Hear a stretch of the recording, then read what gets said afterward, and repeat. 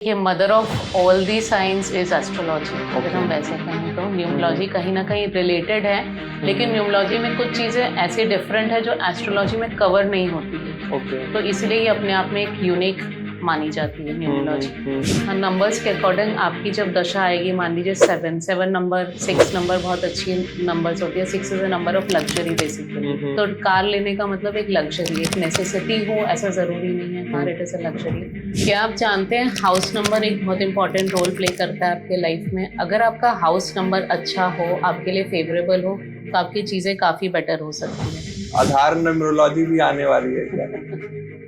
आधार card numerology वो तो हमारे हाथ पे नहीं है ना, वो तो गवर्नमेंट हमें जो दे देगी वो हम ले लेंगे। जैसे अगर हम मोबाइल की बात करें, न्यूमरोलॉजी क्या है? नंबर्स। मोबाइल क्या है? नंबर्स। मोबाइल है क्या? सिर्फ 10 डिजिट का नंबर।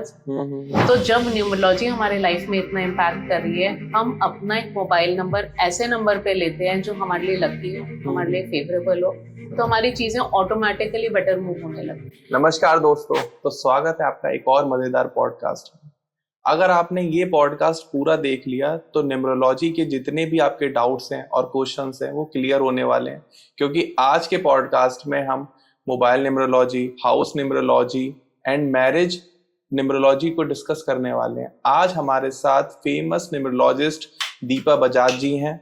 मैम पिछले 10 साल से न्यूमरोलॉजिस्ट का प्रैक्टिस कर रही हैं और इनका पास्ट में करियर स्टॉक मार्केट में भी रहा है, जो कि एक बहुत ही इंटरेस्टिंग टॉपिक है।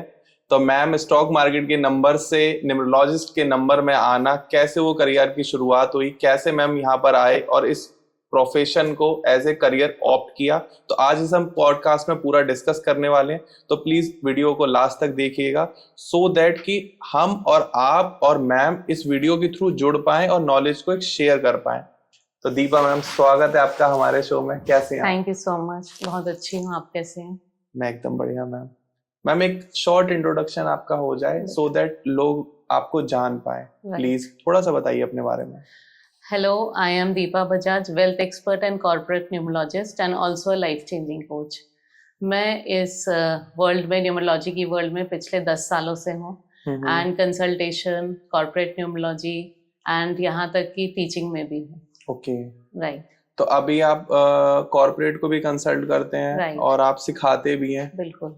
तो आपके वेबिनार्स वगैरह भी होते होंगे? बिल्कुल, हमारे रेगुलर वेबिनार्स होते रहते हैं, 3 डेज के वर्कशॉप होते हैं एंड उनके थ्रू फिर लोग एनरोल करते हैं आगे कोर्सेज के लिए। So whatever we teach in full. हम पूरी न्यूमरोलॉजी सिखाते हैं, जो भी हमारे कोर्सेज होते हैं। तो इसकी शुरुआत कैसे हुई मैम न्यूमरोलॉजी? मतलब आप तो स्टॉक मार्केट में थे, हम बैक कैमरा बात कर रहे थे, तो एज ए प्रोफेशन आपने कैसे स्टार्ट किया? मैं 15 साल स्टॉक मार्केट में रही हूँ एंड अगर मैं न्यूमरोलॉजी की बात करूं, सिंस माई चाइल्डहुड मैंने देखा मेरे फादर एस्ट्रोलॉजी को बहुत फॉलो करते थे। ओके। एंड वहीं से थोड़ा थोड़ा मुझे रेमेडीज को फॉलो करते हुए बहुत इंटरेस्ट आता था। तो जैसे जैसे मैं आगे बढ़ती गई, स्टॉक मार्केट में थी, फिर अचानक से मुझे एक दिन फील होने लगा कि न्यूमरोलॉजी एक बहुत इंपॉर्टेंट साइंस है। लोगों का नेम बैलेंसिंग देखती थी कि क्यों नेम लोगों ने बदल दिया या कुछ बैलेंस कर दिया। तो वहीं से मेरा इंटरेस्ट डेवलप हुआ एंड फिर मैं धीरे धीरे इस फील्ड में आ गई। अच्छा, तो आपने कहीं से कोई कोर्स कंप्लीट किया है, कोई प्रोफेशनल कोर्स किए हैं आपने? जी बिल्कुल किया है, प्रोफेशनल कोर्स किया है मैंने, सर्टिफाइड कोर्सेज किए हैं। अच्छा। एंड अभी भी मैं काफी रिसर्च करती रहती हूँ इस टॉपिक पे एंड काफी आगे आगे, क्योंकि न्यूमरोलॉजी क्या है? न्यूमरोलॉजी का अकल्ट साइंस है जो कि कम्प्लीटली रिसर्च बेस्ड है। तो जितना आप आगे बढ़ोगे, आप कोई भी चीज पे रिसर्च कर रहे हो, आप 100 लोगों का डेटा लेके देखो, अगर 60-70% मैच कर रहा है, मतलब वो ट्रुथ होल्ड कर रहा है। तो इस तरह से रिसर्च भी मैं करती रहती हूँ चीजों पे। अच्छा, तो एस्ट्रोलॉजी और न्यूमरोलॉजी में कितना डिफरेंस है? ये दोनों भाई बहन है? देखिए, mother of all the science is astrology. अगर हम वैसे कहें तो न्यूमरोलॉजी कहीं ना कहीं रिलेटेड है, लेकिन न्यूमरोलॉजी में कुछ चीजें ऐसी डिफरेंट है जो एस्ट्रोलॉजी में कवर नहीं होती है। तो इसलिए ये अपने आप में एक यूनिक मानी जाती है न्यूमरोलॉजी। एंड कंपैरेटिवली न्यूमरोलॉजी सीखना बहुत इजी है। अच्छा। एंड अगर आप उस पे 2-3-4 मंथ्स की मेहनत करते हैं और उसके बाद कॉन्स्टेंटली आप रिसर्च करते हैं और प्रैक्टिस करते हैं, तो डेफिनेटली आप उसमें इजीली ग्रो कर सकते हैं। बट एस्ट्रोलॉजी एक ऐसी साइंस है, 2-3 साल आप उसे सीखने के बाद भी आपको लगता है आज ही शुरुआत हुई है। समंदर है वो। राइट। तो एज ए एक प्रोफेशनल न्यूमरोलॉजिस्ट क्या क्या प्रेडिक्ट कर पाते हैं कि आप क्या क्या प्रिडिक्शन दे सकते हैं अगर आप एक प्रोफेशनल न्यूमरोलॉजिस्ट हैं या कोई आपसे कंसल्ट करना चाहता है तो क्या क्या प्रिडिक्शन आपसे ले सकता है?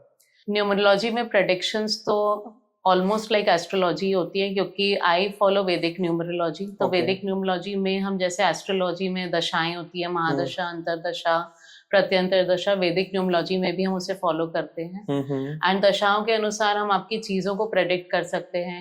मान लो किसी ने पूछा मेरी शादी कब हो सकती है, या चाइल्ड नहीं हो रहा, चाइल्ड बर्थ कब हो सकता है, या मुझे फॉरेन ट्रैवल करना है तो क्या मैं फॉरेन ट्रैवल कर सकता हूँ, क्या मेरे में वो योग लिखा है। तो सारी चीजें हम जान सकते हैं न्यूमरोलॉजी के थ्रू। और न्यूमरोलॉजी में सिर्फ आप डेट ऑफ बर्थ पे फॉलो करते हैं या नाम पर फॉलो करते हैं या दोनों को करते हैं आप? दोनों को करते हैं, दोनों बोथ आर इक्वली इम्पोर्टेंट। और अगर किसी को अपनी डेट ऑफ बर्थ सही नहीं पता देन? तो उस केस में सिर्फ उसके नाम पे हम वर्क कर सकते हैं, वो क्या काम करता है, उससे बात करके उसके कैरेक्टरिस्टिक्स क्या हैं, उससे हम एनालाइज करते हैं चीजों को। कई बार ऐसा होता है कि जैसे मैं हूँ, मुझे घर में कुछ और नाम से बुलाते हैं और मेरा प्रोफेशनल नाम कुछ और है, तो ज्यादा इम्पैक्ट किसका पड़ता है? देखिए, ज्यादा इम्पैक्ट उसका पड़ता है जिस जगह पे आप ज्यादा टाइम बिता रहे हैं। अब यहीं पे मैं एक एग्जांपल देती हूँ। जैसे फॉर एग्जांपल आपने देखा होगा कई बार बच्चों के केस में मैम स्कूल में कहती है कि ये बच्चा तो बहुत शांत है, और पेरेंट्स घर पे कहते हैं इससे शरारती बच्चा हो नहीं सकता, राइट। तो वहां पे ही नेम वाइब्रेशंस का फर्क आ जाता है कि घर पे ऐसा नाम बुलाया जा रहा है, कुछ ऐसा नाम जिसकी वाइब्रेशंस बिल्कुल मैच नहीं कर रही है उसकी डेट ऑफ बर्थ के अनुसार, लेकिन स्कूल का नाम ऐसा है जो उसको बहुत शांत बना रहा है। तो इसलिए एज अ न्यूमरोलॉजिस्ट मेरी ये सजेशन है कि नाम सिर्फ एक ही होना चाहिए। दादी अलग नाम से बुलाए, नानी अलग से, पेरेंट्स अलग से, स्कूल में अलग, so it doesn't work. Mixed vibrations आ जाती है, तो वो बच्चा क्या है ना, कभी भी प्रॉपरली ग्रो नहीं कर पाता अपने नाम की वजह से। ओके। तो इसीलिए एज अ न्यूमरोलॉजिस्ट नाम एक ही रखो बच्चे का, और उसी नाम से सभी लोग बुलाएं, जिससे कि उसको वाइब्रेशंस प्रॉपर मिले। जो तो वीडियो की शुरुआत में सीखना स्टार्ट कर दिया है मैंने, जैसे अभी एक सीखा और आप लोगों ने भी सीखा जो अभी तक इस वीडियो में बने हुए हैं। अपने बच्चों का सिर्फ एक नाम रखना है, ऐसा नहीं कि किसी ने रख दिया छोटू, स्कूल में रख दिया मोटू, फिर कुछ और रख दिया, ऐसा नहीं करना है। सिर्फ एक नाम रखना है सो दैट वो अपने करियर में वो अचीव कर पाए जो वो करना चाहता है। राइट। क्योंकि वो बना तो कुछ बड़ा करने के लिए, लेकिन आपने उसके इतने नाम कर दिए क्योंकि नाम का इम्पैक्ट पड़ता है। बिल्कुल पड़ता है ना। जैसे बहुत सारे लोग हैं कि उनको किसी एक नाम से फेम मिल गया तो उन्होंने उस नाम को ही प्रोफेशनली ऑप्ट कर लिया। करेक्ट। और अपना पूरा हर डॉक्यूमेंट से नाम चेंज करा लिया। राइट। तो मैम हमारा अगला क्वेश्चन ये है कि न्यूमरोलॉजी जो है वो सिर्फ प्रिडिक्शन करने के लिए हम लोग यूज कर सकते हैं या जीवन में कोई इंपॉर्टेंट डिसीजन लेने के लिए भी यूज कर सकते हैं? कि हम कोई बहुत बड़ा लाइफ डिसीजन लेने वाले हैं तो न्यूमरोलॉजी में उसमें कैसे हेल्प होगी, या फिर सिर्फ प्रिडिक्शन के लिए नॉर्मली एक बेसिक्स के लिए यूज करते हैं? नहीं, न्यूमरोलॉजी हम लाइफ के इम्पोर्टेंट डिसीजंस के लिए भी यूज करते हैं, एंड यूज करते ही नहीं, यूज करना भी चाहिए। क्योंकि हमारी लाइफ तो एक समुद्र है, हमें पता नहीं हमारी लाइफ में आगे क्या होने वाला है। ठीक है, आज हम यहाँ बैठे हैं, कल हम कहाँ होंगे, किस स्टेट में होंगे, वी डोंट नो। तो अगर हमें कोई चीज लाइफ में चाहिए, कोई पर्टिकुलर चीज का अगर हमारा एम है या हम जानना चाहते हैं कि ये हमारे लाइफ में हो सकती है कि नहीं हो सकती है, तो डेफिनेटली न्यूमरोलॉजी हमें हेल्प करती है वो जानने में। जी मैम। क्या आप जानते हैं अगर कोई बच्चा फॉरेन ट्रैवल करना चाहता है पढ़ने के लिए, तो ये जरूरी तो नहीं ना कि वो कर पाए, उसके वो योग होने चाहिए। तो अगर उस योग को आपको जानना है तो आप न्यूमरोलॉजी से जान सकते हैं कि वो योग है कि नहीं। अब मान लीजिए उसके पास वो नंबर्स ही नहीं है फॉरेन ट्रैवल करने के, लेकिन फिर भी वो कर सकता है। कैसे कर सकता है?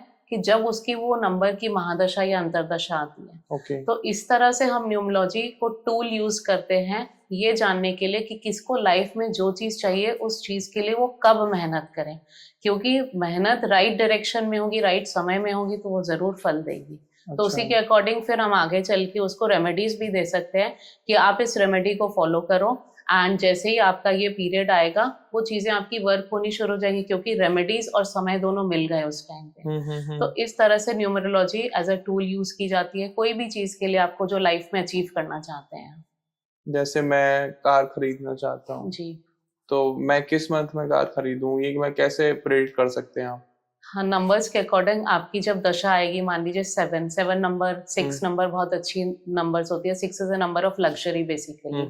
तो कार लेने का मतलब एक लग्जरी, एक नेसेसिटी हो ऐसा जरूरी नहीं है। Car it is a luxury. तो जब आपका 6 नंबर आता है या 7 नंबर, ये दोनों बहुत सपोर्टिव है कार के लिए। तो वो आपका जब पीरियड आएगा, 6 की दशा आएगी या 6 की महादशा आएगी, आप उस पीरियड में जरूर खरीद सकते हैं कार को। अच्छा, तो वो फिर हम वैदिक से पता करेंगे? बिल्कुल, वो वैदिक न्यूमरोलॉजी से पता कर सकते हैं आप। इनफैक्ट उसमें आप मंथ भी पता कर सकते हैं कि कौन सा मंथ आपके लिए फेवरेबल है, एंड वहां पे आप ले सकते हैं कार को। हाँ, मतलब लोग कई बार ऐसा होता है कि कोशिश करते रहते हैं, हाँ, बुकिंग्स but वो नहीं कराए, ले मिल नहीं रही। तो राइट देखो, ऑब्वियस है, साइंस है तो साइंस के पीछे कोई ना कोई लॉजिक भी है राइट। है ना?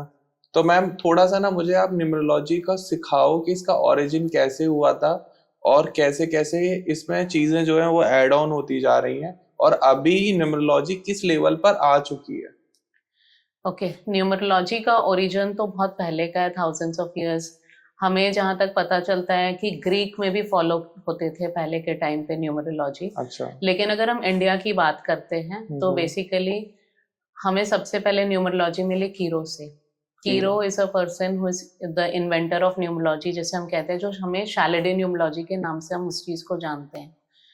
तो जब हम शैलेडे न्यूमरोलॉजी की बात कर रहे हैं, इनिशियली जब उन्होंने हमें न्यूमरोलॉजी दी, उनकी बुक्स भी आप पढ़ के देख सकते हो, तो उन्होंने ये बताया था कि किसी भी पर्सन का बेसिक नंबर और डेस्टिनी नंबर उन्होंने बताया था क्या होता है। बेसिक नंबर क्या है, जिस तारीख को आप पैदा हुए हैं, अगर वो सिंगल डिजिट पे है तो ठीक है, डबल डिजिट पे है तो उसको सिंगल डिजिट पे ले आएंगे, वो आपका है बेसिक नंबर। ओके।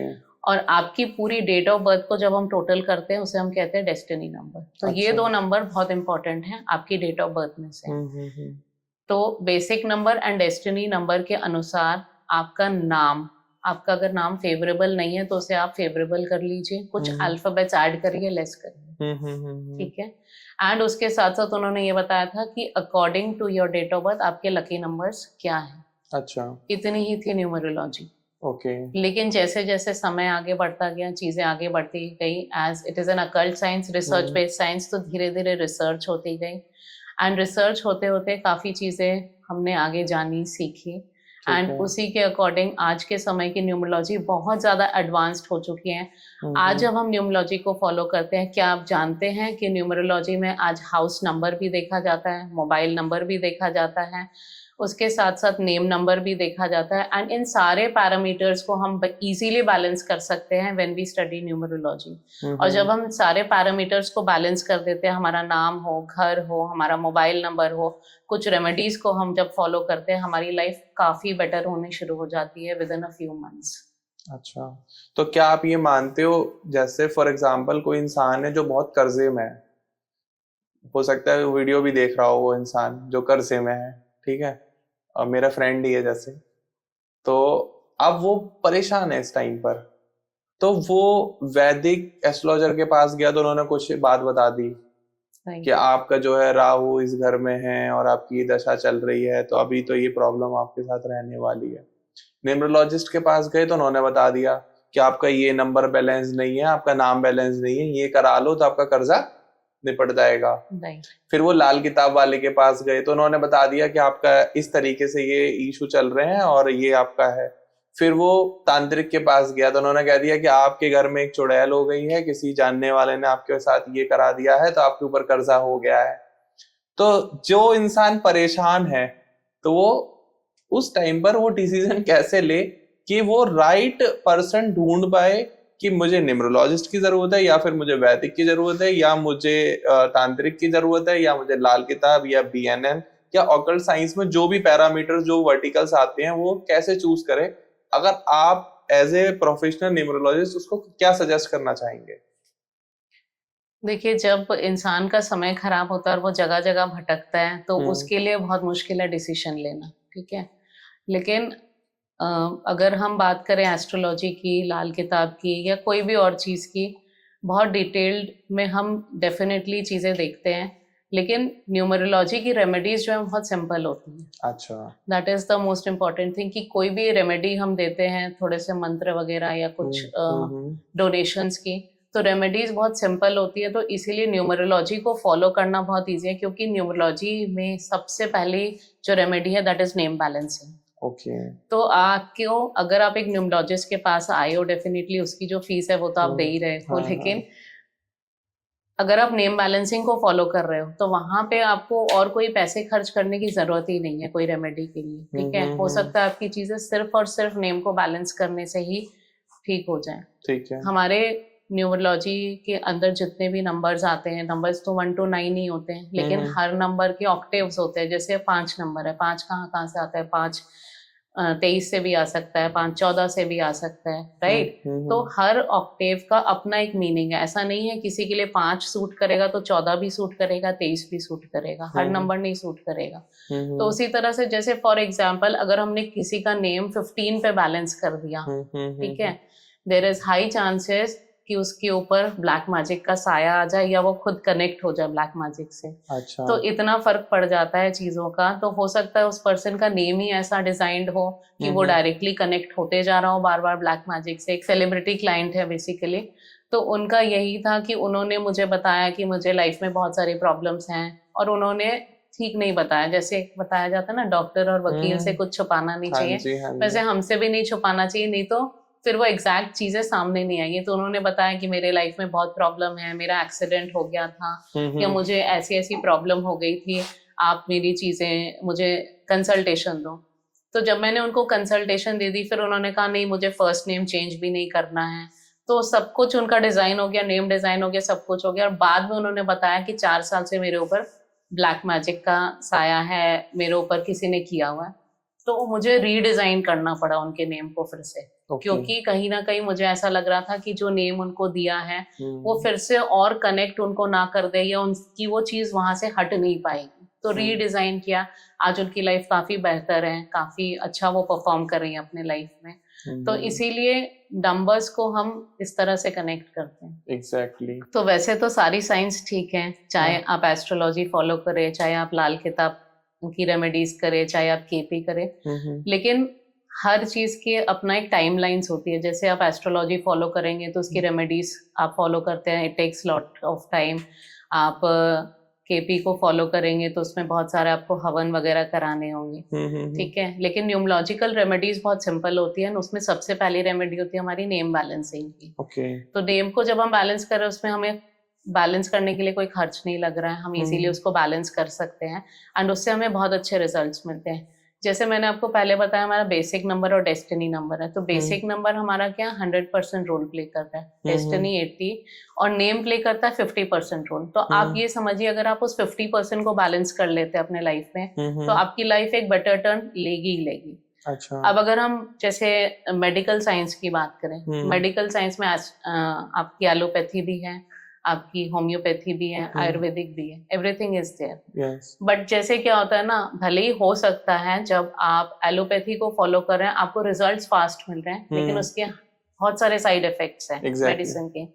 आप होम्योपैथी फॉलो कर रहे हैं, रिजल्ट इज लॉन्ग, ठीक है, लेकिन साइड इफेक्ट्स नहीं है। तो एग्जैक्ट कंपैरिजन तो नहीं है, लेकिन जब आप न्यूमरोलॉजी फॉलो कर रहे हो और उसकी रेमेडीज को फॉलो कर रहे हैं, there are no side effects, means कोई बैड इफेक्ट नहीं है। उसकी कोई रेमेडी आपको बैड रिजल्ट्स दे ही नहीं सकती। तो मतलब it's a USP for numerology, right. कि साइड इफेक्ट्स किस टाइप से हो सकते हैं, आप थोड़ा सा बताएंगे? जैसे मान लीजिए, अगर एस्ट्रोलॉजी में मान लो फॉर एग्जांपल किसी ने सही प्रेडिक्ट नहीं किया, आपको उसने बता दिया कि आपकी इस प्लैनेट की दशा चल रही है, आप ये रिंग पहन लीजिए, आप ऐसा स्टोन पहन लीजिए, बट एक्चुअली चीज कुछ और होगी, तो वो स्टोन उसको नेगेटिव इफेक्ट्स देगा और बहुत बुरा नेगेटिव इफेक्ट्स देगा। बट न्यूमरोलॉजी की ऐसी कोई रेमेडी ही नहीं है कि आप उसे करोगे और उसके बैड इफेक्ट्स आएंगे। आपने अगर गलत रेमेडी भी कर ली, उसके बैड इफेक्ट्स नहीं आ सकते, क्योंकि वो रेमेडीज ऐसी डिजाइंड होती है। नेम चेंज जैसे रेमेडी है, हाँ, तो वो कभी बैड इम्पैक्ट नहीं डाल सकती? नहीं, नेम चेंज तो डालेगी ही नहीं, क्योंकि वो तो आप बैलेंस कर ही रहे हो उसके नंबर्स के अकॉर्डिंग। लेकिन मान लो आपका कोई डोनेशन की रेमेडी है या मंत्र उच्चारण की रेमेडी है, आपने अगर गलत कर भी ली, आपको करना था 6 नंबर का डोनेशन, आपने कर लिया 7 का, तो ऐसा नहीं है कि वो आपको बैड इम्पैक्ट दे देगी। हाँ, आपको अच्छा इफेक्ट नहीं देगी जो आपको मिलना चाहिए था, बट नेगेटिव रिजल्ट्स नहीं देती है न्यूमरोलॉजी। फाइन। तो फॉर एग्जांपल मैं हूँ और मेरे कोई इश्यूज चल रहे हैं और मैंने आपसे कंसल्ट किया और आपने मेरा कोई नेम करेक्शन कर दिया कि ध्रुव तुम अपने डी में एक और कुछ जोड़ लो, ए राइट। लगा लो आगे हाँ या बी लगा लो, तो फिर मैं वो अपने पूरे ऑफिशियल डॉक्यूमेंट्स में नाम चेंज कराऊंगा या और सारे अपने फ्रेंड सर्कल में सबको बोलूंगा कि भाई मेरे ये नेम स्पेलिंग हो गई, आप अपने फोन में आप दोबारा नेम चेंज कर लो? वो किस तरीके से पूरा प्रोसेस फॉलो आता है, आप थोड़ा सा बताएंगे? हाँ, देखिए जब आप नेम को बैलेंस कराते हैं ये ज़रूरी नहीं है बिल्कुल भी कि आप उसे ऑफिशियली चेंज करें, अपना पैन आधार बैंक में चेंज करें। इट इज़ नॉट नेसेसरी, ज़रूरत भी नहीं है। ओके। मेरे जितने भी क्लाइंट्स हैं 95% ऑफ द क्लाइंट्स उन्होंने नहीं किया है, लेकिन फिर भी उनको नेम की वाइब्रेशंस मिल रही है। कैसे? आपको कुछ दिन तक लिखना पड़ता है अपने नेम को, और अच्छा। अगर आप उसे रेगुलरली लिख रहे हैं तो आपको ऑटोमेटिकली वाइब्रेशंस मिलनी शुरू हो जाएंगी। ओके। उसके साथ साथ अगर आप अपने सोशल मीडिया में चेंज कर सकते हैं, आप उसे कीजिए, क्योंकि सोशल मीडिया प्लेटफॉर्म ऐसा है वो through out the world travel कर रहा है आपका। ठीक है, तो उससे आपको बहुत अच्छी वाइब्रेशंस मिलती हैं। नेक्स्ट होता है आप अनऑफिशियली जहाँ पे भी अपना नाम यूज कर रहे हो वहां पे आप अपना नया नाम यूज करो, तो Okay. उससे भी आपको अच्छे रिजल्ट्स मिलते हैं। तो ये 3 पैरामीटर्स होते हैं मेनली, इससे आपको नए नाम की वाइब्रेशंस इजीली मिल जाएंगी। फाइन। तो न्यूमरोलॉजी का कुछ पिछले जन्म से भी कोई कनेक्शन रहता है? पिछले जन्म से कनेक्शन बेसिकली हम एस्ट्रोलॉजी में देखते हैं, न्यूमरोलॉजी में उतना नहीं हम check न्यूमरोलॉजी करते हैं। में नहीं मानते हैं? मानते हैं हम। कुछ होते हैं हमारे ऐसे नंबर्स जिसे हम कार्मिक डेट नंबर्स मानते हैं, जिसका कहने का मतलब ही ये कार्मिक डेट नंबर्स ये नंबर्स होते हैं कि पिछले जन्म में आपने कुछ ऐसे काम किए थे इसलिए आप वो नंबर लेके पैदा हुए हो, टू ओके। सम एक्सटेंट, लेकिन बहुत ज्यादा नहीं। और जैसे मैं हूँ अब, नाउ आई एम मैरिड, तो जो मेरी वाइफ है तो जो उनके डेस्टिनी नंबर है, ड्राइवर नंबर्स हैं, उसका मेरी लाइफ पे कुछ इम्पैक्ट पड़ सकता है? थोड़ा बहुत पड़ता है थोड़ा बहुत पड़ता है? जी, बिल्कुल। For example? जैसे मान लीजिए आपके पास कोई पर्टिकुलर नंबर नहीं है, ठीक है, लेकिन आपकी वाइफ के पास है, ओके। एंड उस नंबर की आपको बहुत ज्यादा जरूरत है, तो उस आपके वाइफ के पास जब वो नंबर है तो उससे आपको वाइब्रेशंस मिलती हैं। अच्छा। तो दीपा मैम, मेरा अगला क्वेश्चन आपसे ये है कि क्या न्यूमरोलॉजी पर इंसान का पूरा भाग्य डिपेंड करता है या कर्म और मेहनत से आप अपने नंबर्स के जो प्रिडिक्शन है उनको चेंज कर सकते हो? न्यूमरोलॉजी पे पूरा भाग्य डिपेंड नहीं रह सकता। ओके। आपको मेहनत तो करनी पड़ेगी, आपको कर्म भी करने पड़ेंगे। न्यूमरोलॉजी एक सपोर्टिव टूल है। ओके। कि आपको लाइफ में जब जो जहाँ पे चाहिए आप न्यूमरोलॉजी का सपोर्ट लीजिए, समझिए वो चीज़ आपके लिए है कि नहीं, और अगर है तो कब आएगी वो, और आपको क्या रेमेडीज फॉलो करनी है उसको लाने के लिए। ठीक है। तो आप कितना भी न्यूमरोलॉजी को फॉलो करें, कहीं ना कहीं आप कर्म से पीछे नहीं हट सकते, वो तो आपको करना ही है। अगर आप कर्म ही नहीं करेंगे तो आप न्यूमरोलॉजी की रेमेडीज भी नहीं करेंगे। हाँ। क्योंकि जब आप रेमेडीज को फॉलो कर रहे हैं वो भी तो आप कर्म कर रहे हैं ना, आप कोई डोनेशन कर रहे हैं, आप कोई मंत्र उच्चारण कर रहे हैं, तो आप कर्म ही कर रहे हैं ना। तो कर्म एंड रेमेडीज एंड न्यूमरोलॉजी सब कोरिलेटेड है। अच्छा। तो इसीलिए आप कुछ भी करें लाइफ में, कर्म तो आपको करने ही पड़ेगा। तो मतलब कर्म पहले है और न्यूमरोलॉजी बाद में है, या आप किसको ऊपर रखोगे, कर्म को या न्यूमरोलॉजी को, as a in person, not a professional numerologist? नहीं, एज अ पर्सन कर्म तो ऊपर है ही, कर्म ऊपर, लेकिन आपको लाइफ में कर्म को सही डायरेक्शन देना है तो न्यूमरोलॉजी फॉलो कब कौन सा कर्म करना है, हाँ, कब कौन सा कर्म करना है उसके लिए न्यूमरोलॉजी फॉलो कीजिए, और किस दिशा में करना है और किस दशा में करना है। बिल्कुल। ये सब combination of illusion of permutation and combination, मतलब इंसान का दिमाग घुमाने के लिए और उसको सही जगह ले जाने के लिए एक टूल है। न्यूमरोलॉजी हो, चाहे वो एस्ट्रोलॉजी हो, चाहे वो वैदिक एस्ट्रोलॉजी हो, इनका अगर आप विश्वास करते हो तो ये आपके लिए बहुत बेनिफिशियल होने वाले हैं, और नहीं करते हो तो फिर कोई बेनिफिट कहीं से आपको नहीं मिल सकता, है ना? तो क्या न्यूमरोलॉजी जो है ये सिर्फ अमीर रिच लोगों के लिए ही है, या हम जैसे नॉर्मल इंसान के लिए भी हम इसको यूज कर सकते हैं? क्योंकि आपने देखा होगा कि ज्यादातर जो पैसे वाले लोग हैं, अमीर लोग हैं, वो तो बहुत ज्यादा फॉलो करते हैं वास्तु को, न्यूमरोलॉजी को, मतलब हर चीज बिल्कुल टाइम, सोच, सेकंड के हिसाब से करते हैं। गरीब आदमी को कुछ नहीं पता, वो बस चल रहा है अपने जीवन में, सुबह उठना है, जॉब पर पहुंचना है, शाम को आना, खाना खाना, सो जाना। तो वो कैसे इसको डिफरेंशिएट करते हो आप? नहीं, देखिए न्यूमरोलॉजी एक ऐसी फील्ड है जो कोई भी फॉलो कर सकता है, चाहे वो अमीर हो, चाहे वो आम इंसान हो, चाहे वो गरीब हो। क्योंकि इसकी रेमेडीज तो सिंपल है ही, ठीक है। और ऐसा भी नहीं कि आपको न्यूमरोलॉजी कंसल्टेशन लेने के लिए बहुत पैसे खर्च करने पड़ते हैं। हाँ, डेफिनेटली अगर कोई इंडस्ट्रियलिस्ट है, कोई टॉप लेवल पे है, तो वो ऑटोमेटिकली उनकी फीस वैसे बढ़ जाती है। लेकिन अगर आप सिंपल टर्म्स में इस चीज को सोचो, न्यूमरोलॉजी एक साइंस है कि जब आप उसकी कोई भी चीज को फॉलो कर रहे हो, आप इजीली कर सकते हो, आपको बहुत पैसे भी नहीं खर्च करने, तो इसलिए एक आम आदमी भी उसको कर सकता है। एंड इतनी ज्यादा अवेयरनेस हो गई आजकल इंटरनेट की वजह से, पॉडकास्ट की वजह से, रील्स की वजह से इतनी ज्यादा अवेयरनेस हो गई है चीजों की कि एक आम इंसान भी चाहता है कि वो इसको फॉलो करके अपनी लाइफ को बेहतर बनाए। जैसे फॉर एग्जाम्पल देना चाहूंगी, मेरे पास कुछ दिन पहले एक फोन आया एक सिक्योरिटी गार्ड का, तो उसने कहा आपकी मैंने एक रील देखी है, उसमें आपने काफी कुछ बताया और मुझे बहुत अच्छा लगा, तो मैं भी फॉलो करना चाहता हूँ। मेरी लाइफ तो हो गई ऑलमोस्ट, मैं चाहता हूँ कि मेरे बच्चों की चीज बेहतर हो जाए जिससे वो बेहतर लाइफ जी सके, तो आप मेरे को बताइए कैसे करना है। तो मैंने उनसे कहा कि आप मुझे व्हाट्सएप कर दीजिए उनका नाम और डेट ऑफ बर्थ। उसने कहा कि मैं तो बटन वाला फोन यूज करता हूँ, मैं तो स्मार्टफोन यूज ही नहीं करता। तो मैंने कहा ठीक है, अभी मैं ट्रैवल कर रही हूँ, आप मुझे इतने बजे कॉल करके डिटेल्स शेयर कीजिएगा।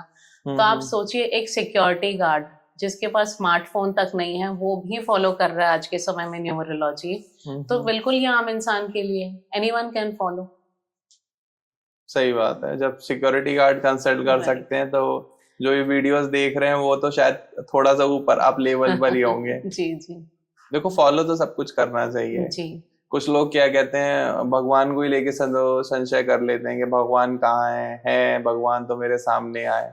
मैं नहीं मानता भगवान को, नहीं मानते, अपनी इच्छा है भाई, मत मान।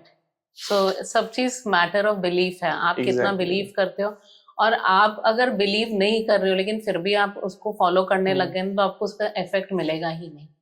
ये आप, हमारा सिस्टम ही ऐसा है कि जहाँ बिलीफ सिस्टम है वही चीजें वर्क करेंगी, नहीं तो वर्क ही नहीं करेंगी। सही बात है। तो इसीलिए बिलीफ है तो फॉलो जरूर कीजिए उससे। और बिलीव है तो जरूर करिए, क्योंकि अगर आपने फॉलो नहीं करा तो आपको लगेगा कि अब कुछ गलत होने वाला है। राइट। जैसे मैं थोड़े से फॉलो करता हूँ कि बिल्ली रास्ता काट गई तो मैं 2 मिनट रुक जाता हूँ, और अगर बिल्ली रास्ता काट गई और कुछ गलत हो गया, क्योंकि दिमाग में वहीं से शुरू हो जाता है ना कि कुछ गलत होने वाला है, कुछ गलत होने, और वो गलत हो भी जाता है, गलत हो भी जाता है। राइट। जापान में कहते हैं कि जो हमने सोचा समझो हो गया, क्योंकि हम एक्चुअली उसे मैनिफेस्ट कर रहे होते हैं। तो मैनिफेस्टेशन की पावर बहुत होती है। जैसे हमने बचपन में सुना होता है ना कि बुरी आदतें जल्दी पिकअप हो जाती हैं और अच्छी आदतें देरी से, टाइम लगता है उसमें। तो उसी तरह से हमारी लाइफ की भी वैसी चीज है, अगर हम बुरी चीज मैनिफेस्ट कर ली, हमने बुरी सोच ली, वो तुरंत मैनिफेस्ट हो जाएगी। अच्छी होने में टाइम लगेगा लेकिन बुरी होने में टाइम नहीं लगता, इट कम्स इमीडिएटली। वो नेगेटिविटी अट्रैक्ट बहुत जल्दी करती है, क्योंकि वो आसान है ना। बिल्कुल। और पॉजिटिविटी को अट्रैक्ट करना मुश्किल है।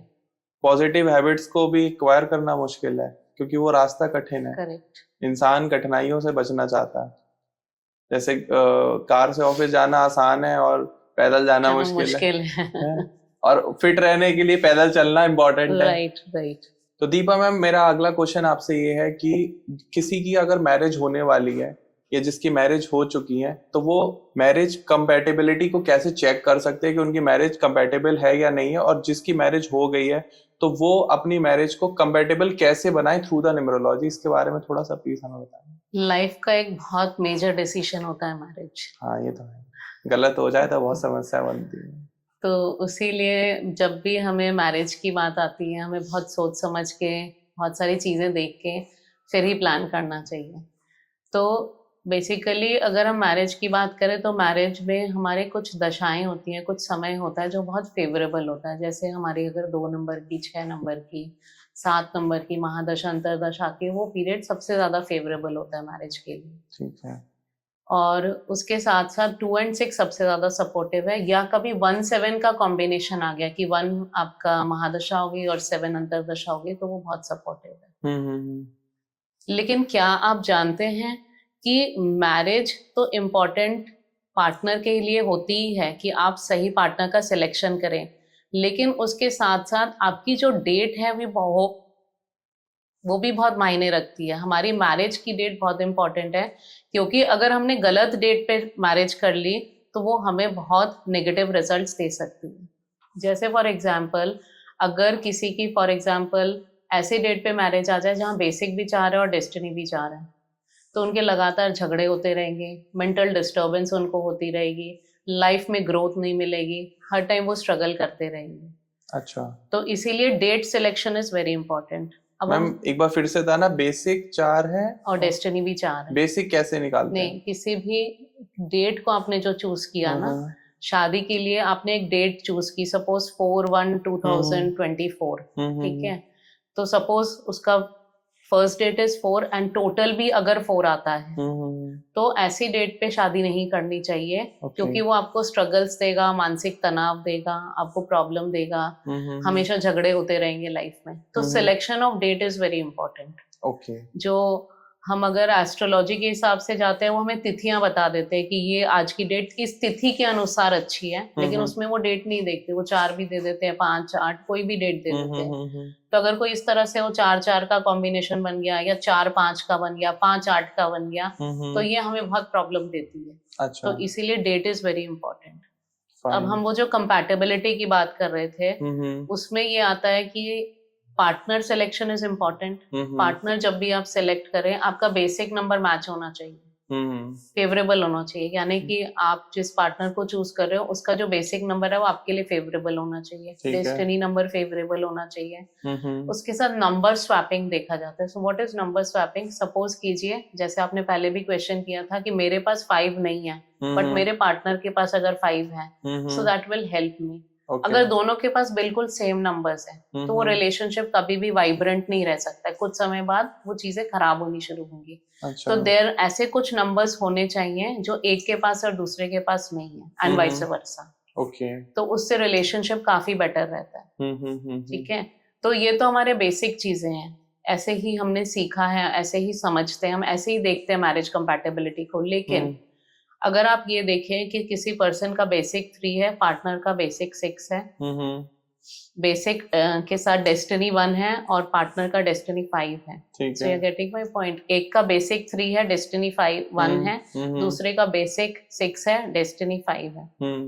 तो अगर ऐसे लोग आपके पास कंसल्ट करने आते हैं कि हमें शादी करनी है, तो फर्स्ट वे में ही हमारा क्रॉस हो जाएगा, क्योंकि बेसिक एंटी है, 3 and 6 आर एंटी। ओके, ठीक है, वहाँ क्रॉस हो गया। लेकिन आज का दौर है लव मैरिज का, पहले से ही डिसाइडेड है, नहीं कुछ भी हो जाए, भूकंप आ जाए, कुछ भी हो जाए, हमें तो शादी करनी है। ठीक है, तो उस केस में आप क्या कर सकते हैं?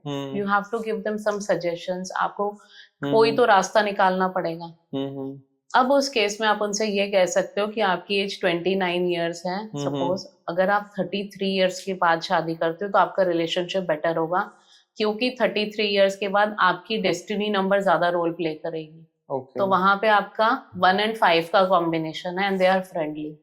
तो आपकी जो अभी प्रॉब्लम्स आएंगी लाइफ में, झगड़े, मेंटल डिस्टर्बेंस, वो आप बाद में नहीं फेस करोगे। सो आइदर यू वेट, या आप अभी अगर कर रहे हो तो थोड़े झगड़े बर्दाश्त करो, तब तक बाद में आपकी चीजें ठीक हो जाएंगी। सिमिलरली आपके पास ऐसा कोई पर्सन आ जाता है जिसके बेसिक तो सपोर्टिव है, लेकिन डेस्टिनी बिल्कुल नहीं है, उस केस में आपको ये बताना पड़ेगा कि इनिशियली तो ठीक रहेगी, लेकिन बाद में आपको प्रॉब्लम ही प्रॉब्लम नजर आएगी। अच्छा। ठीक है, अब उन्होंने कह दिया नहीं हमें तो करनी है, आप कुछ भी कर लो, तो उस केस में आपके पास बेस्ट सोल्यूशन ये है, आप उनका नेम नंबर कंपैटिबल कर दो। ओके। आप दोनों का नेम को ऐसा बैलेंस करो कि वो एक ऐसे फेवरेबल नंबर पे आए जो दोनों को सूट करे, तो वहां उनके रिलेशनशिप्स काफी बेटर हो जाते हैं। And second is selection of date. अगर सही डेट पे शादी होती ना, तब भी 30-40% आपकी चीजें जो है सॉर्ट आउट हो जाती है। Okay. So name compatibility first, तो डेट है ही, डेट है ही, बट अगर वो डेट नहीं मान रहे हैं, मींस उनकी जो बेसिक डेस्टिनी की अगर वो नहीं मान रहे हैं कि नहीं हमें तो करनी ही है, तो उस केस में name compatibility and selection of date, ये 2 चीजें बहुत मैटर करती हैं। अच्छा। तो you have to follow that, जिससे कि उनको बेटर रिजल्ट्स मिले। तो जो हमारा आपने बताया बेसिक नंबर और डेस्टिनी नंबर, तो कितने से कितने ईयर तक बेसिक ज्यादा इफेक्ट इम्पैक्ट करता है करता है, हाँ। और डेस्टिनेशन नंबर जो है वो कब से इम्पैक्ट करना बेसिक हमारा जनरली 33 34 तक इम्पैक्टेड रहता है, उसके बाद मोस्टली हम डेस्टिनी नंबर के हिसाब से ही हमारी चीजें मूव आउट होती हैं। अच्छा, तो 33 तक हमारा बेसिक ज्यादा इम्पैक्ट करेगा। 33 32 33 34 इतने तक हमारा बेसिक ज्यादा इम्पैक्टेड रहता है, उसके बाद हमारी डेस्टिनी ज्यादा वर्क करती है। और अब मेरी तो मैरिज हो गई और अब हमारे झगड़े बहुत होते हैं, अब क्या कंपेटेबल करने के लिए अब हम क्या करें, शादी भी हो गई गलत डेट पर और नेम को आप बैलेंस कराइए ऐसे नंबर पे जो आप दोनों के लिए फेवरेबल हो, तो आप धीरे धीरे देखेंगे with in a period of 3 to 4 months चीजें बेटर मूव ऑन होने लगेंगी। तो फेवरेबल नंबर जिनके होते हैं वो ज्यादा कंपेटेबल होते हैं एज कम्पेयर टू जिनके नंबर फेवरेबल नहीं है। तो इसके पीछे का पूरा लॉजिक साइंस ये है। बिल्कुल बिल्कुल। ओके, तो मैम आपने देखा होगा आजकल काफी सारा रील्स वायरल हो रही हैं, वीडियोस आ रही हैं मोबाइल न्यूमरोलॉजी को लेके। जी जी। और आदमी अपना पूरा मोबाइल न्यूमरोलॉजी के पीछे की साइंस क्या है, उसके पीछे फैक्ट क्या है, लॉजिक क्या है, वो थोड़ा सा आप हमें समझाइए प्लीज। ओके, जैसे हमने पहले डिस्कस किया था कि न्यूमरोलॉजी जब शुरू में आई थी बहुत ही बेसिक चीजें हमारे पास थी। जैसे अब हम रिसर्च करते जा रहे हैं, हमें नई नई चीजें पता चलती जा रही है और हम उसे फॉलो कर रहे हैं और हमें रिजल्ट्स मिल रहे हैं। अब बेसिकली अगर न्यूमरोलॉजी की बात करें, बेसिकली ये क्या है, it is all about experiencing the thing, कि आपने क्या एक्सपीरियंस किया, आपकी क्या रिसर्च है, उस पर डिपेंड करती है। ठीक है, तो जैसे अगर हम मोबाइल की बात करें, न्यूमरोलॉजी क्या है, नंबर्स। मोबाइल क्या है, नंबर्स। मोबाइल है क्या, सिर्फ 10 डिजिट का नंबर। तो जब न्यूमरोलॉजी हमारे लाइफ में इतना इम्पैक्ट कर रही है, हम अपना एक मोबाइल नंबर ऐसे नंबर पे लेते हैं जो हमारे लिए लकी हो, हमारे लिए फेवरेबल हो, तो हमारी चीजें ऑटोमेटिकली बेटर मूव होने लगती। ठीक है, तो इनिशियली जब हमने मोबाइल न्यूमरोलॉजी जानी थी, हमने उसे प्रैक्टिस करना शुरू किया अपने क्लाइंट्स के साथ। वी सॉ कि उसका अगर हम मोबाइल नंबर का टोटल एक ऐसे नंबर पे लेके जाते हैं जहाँ पे उसका लकी नंबर हो, तो उसकी चीजें बेटर मूव हो रही हैं। ओके, ठीक है, अब मान लो किसी का मोबाइल नंबर हम 4 पे दे देते हैं, 4 इज द टोटल, या हम ऐसे नंबर पे देते हैं जो उसके लिए लकी है ही नहीं, तो उसकी चीजें ऑटोमेटिकली बेटर हो जाएंगी अगर वो फेवरेबल नंबर पे ले ले। अच्छा, ओके, तो फेवरेबल नंबर पे लेने का मतलब भी उसके आगे भी पैरामीटर है कि जैसे हमने पहले डिस्कस किया कि अगर हम 6 की बात करें, 6 15 से आ रहा है, 6 24 से आ रहा है, 6 33 से आ रहा है, एंड सो ऑन। एंड ये जो डबल डिजिट के नंबर होते हैं इसे हम कहते हैं कंपाउंड नंबर। तो हर कंपाउंड नंबर अच्छा हो ये जरूरी नहीं है। Like 15 is not good, 51 is not good, but 33 बहुत अच्छा है, 42 बहुत अच्छा है। तो जब भी आपको 6 पे मोबाइल नंबर लेना है, तो आपको चूज करना है कि कंपाउंड नंबर भी कौन सा अच्छा होना चाहिए। अब मान लो फॉर एग्जाम्पल आपने 51 पे ले लिया, आप तो खुश हो गए, मैंने 6 पे ले लिया, मुझे अच्छी वाइब्रेशंस मिलेगी, बट 6 की वो वाइब्रेशंस एक्चुअली मिलेंगे ही नहीं 51 से जो होनी चाहिए थी आपकी। बिल्कुल बिल्कुल बिल्कुल। तो सिलेक्शन ऑफ कंपाउंड नंबर भी बहुत इंपॉर्टेंट है यहाँ पे। अब ये तो हो गया इनिशियल स्टेज, धीरे धीरे रिसर्च करते गए, देखा लास्ट 4 डिजिट्स जो मोबाइल नंबर के हैं वो बहुत इंपॉर्टेंट है। अच्छा, लास्ट 4 डिजिट्स का जो टोटल आता है वो ऐसा टोटल होना चाहिए जो आपके काम से डायरेक्टली हिट हो रहा है या आप उससे रिलेटेड काम कर रहे हैं। अच्छा, तो वो मोबाइल नंबर और बेटर रिजल्ट्स देगा आपको। ऐसा ना हो अपडेट हो तो आप 4 से सीधे 10 पर आ जाए कि पूरे 10 के 10 इम्पोर्टेंट है। 10 तो है ही, लेकिन last 4 are more important. Aadhaar numerology भी आने वाली है क्या? आधार कार्ड न्यूमरोलॉजी वो तो हमारे हाथ में नहीं है ना, वो तो गवर्नमेंट हमें जो दे देगी वो हम ले लेंगे। सही बात है, जो हमारे हाथ में हम उसे कंट्रोल कर सकते हैं। आपको ऐसा नहीं लगता कि इंसान सब कुछ कंट्रोल करना चाहता है?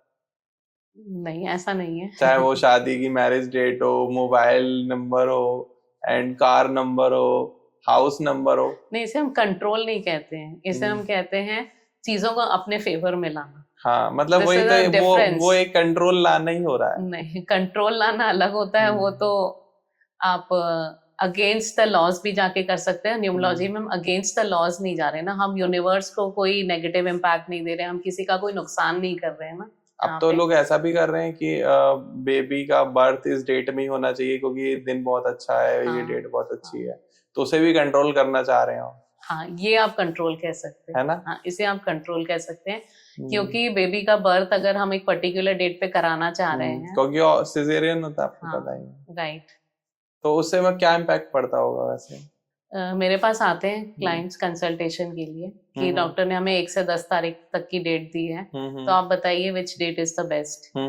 ठीक है, तो उसमें हम बताते तो हैं, लेकिन वही है ना, कहीं ना कहीं आपका भाग्य, कर्म, आपके पास्ट लाइफ कर्मास बहुत मैटर करते हैं। तो कई बार कोशिश करने पे भी उस डेट पे नहीं होता जो डेट बताई गई है, कोई अच्छा। कॉम्प्लिकेशन हो जाती है, आगे पीछे करना पड़ता है।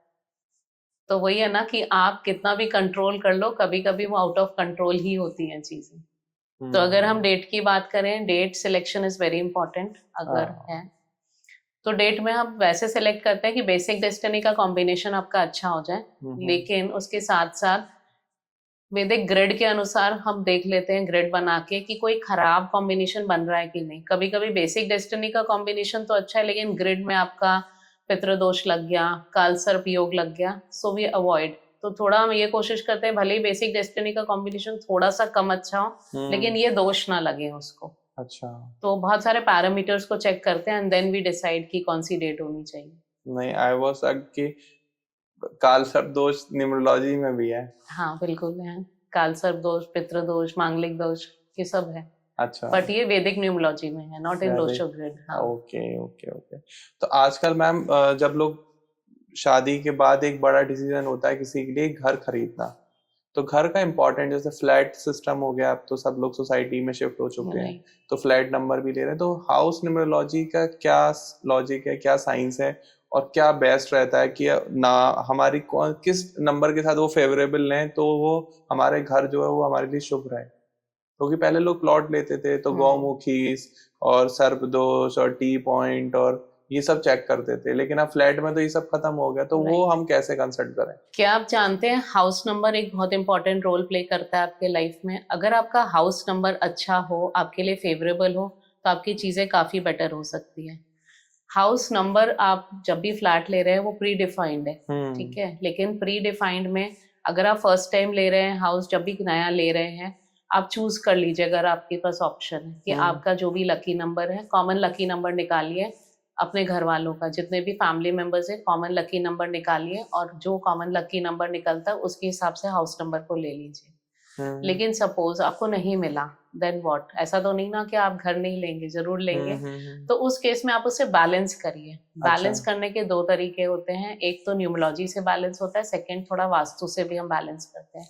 तो न्यूमरोलॉजी में ये तरीका होता है कि आपका जो भी फेवरेबल नंबर है, अगर हाउस का टोटल सपोज आ रहा है 1201, ठीक है, तो 1201 का टोटल क्या हो गया? 4।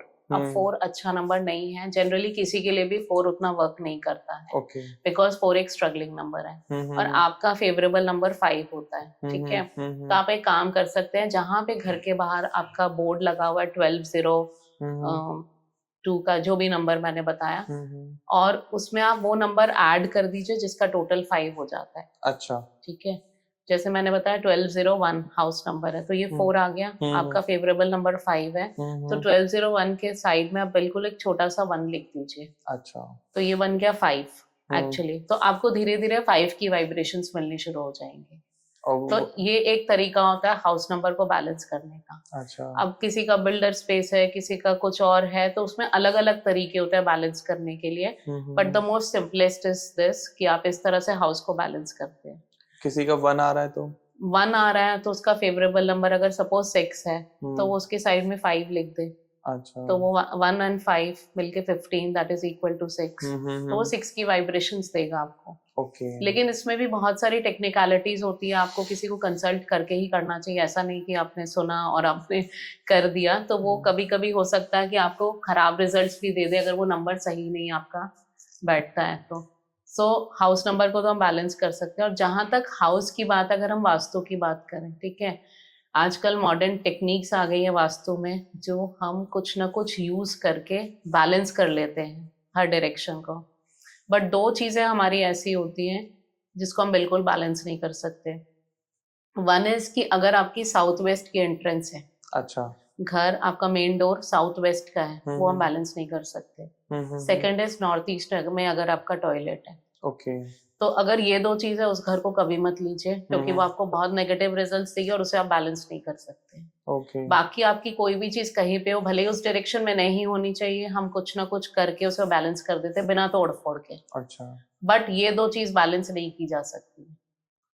तो इसीलिए south west entrance and north east toilet, ये 2 चीज़ ज़रूर देख लीजिए जब आप घर में एंटर कर रहे हैं, नया घर ले रहे हैं।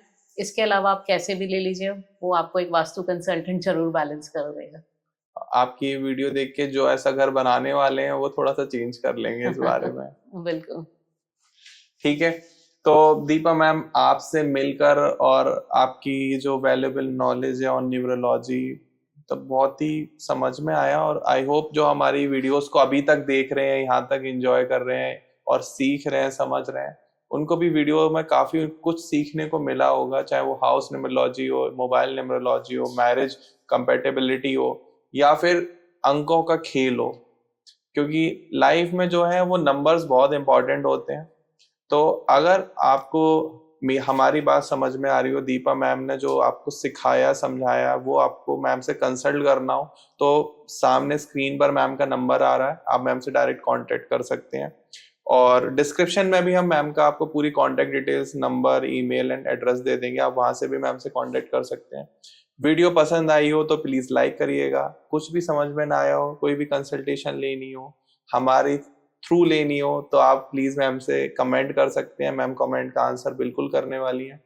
और ज्यादा से ज्यादा लोगों के साथ वीडियो शेयर कर दो, सो दैट ये नंबरों का खेल सब तक पहुंच सके। और हमारे सपोर्ट के लिए, मैम के सपोर्ट के लिए, सभी के सपोर्ट के लिए चैनल को सब्सक्राइब कर लीजिएगा। बाकी मिलते हैं अगले पॉडकास्ट में, तब तक के लिए बने रहिए हमारे साथ। Thank you so much Deepa ma'am, thank you यहाँ सो पर आने के मच। लिए। Thank you so much. Thank you.